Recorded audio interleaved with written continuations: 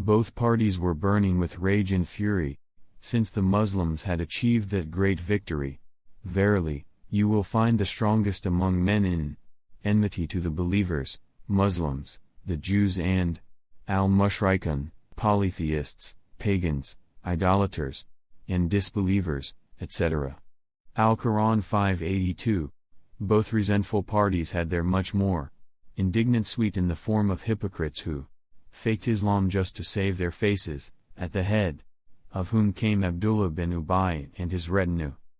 The desert Bedouins living in tents pitched in the vicinity of Medina, who depended on plundering and looting as a means of living, were totally indifferent to this axial question of belief and disbelief.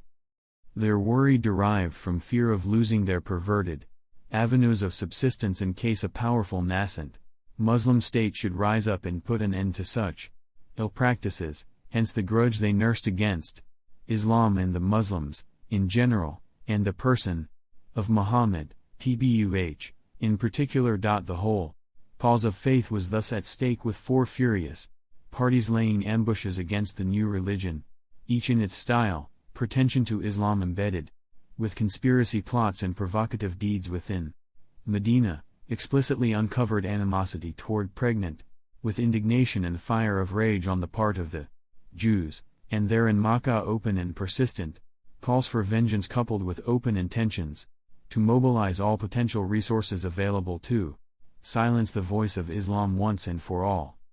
This was later translated into military action, Uhud invasion, which left a very bad impression on the good name and esteem that the Muslims were painstakingly working to merit and preserve. The Muslims were always obliged to be on the lookout for any hostile movements, and it was imperative on them to launch preemptive strikes in all directions in order to enjoy a reasonable degree of security in this great instability-provoking ocean of unrest. The following is a list of military activities conducted in the post-Badr era. Al-Qudr invasion. The scouting body of Medina reported that Banu Salim of Ghatafan was engaged in mustering troops to invade the Muslims. The Prophet, PBUH, took the initiative himself and mounted a surprise attack on them in their own homeland at a watering place called Al-Qudr. Banu Salim, on receiving the news, had fled before he arrived. He stayed there for 3 days, took their 500 camels as booty and distributed them to the fighters after he had set aside the usual 1/5, each one gained 2 camels.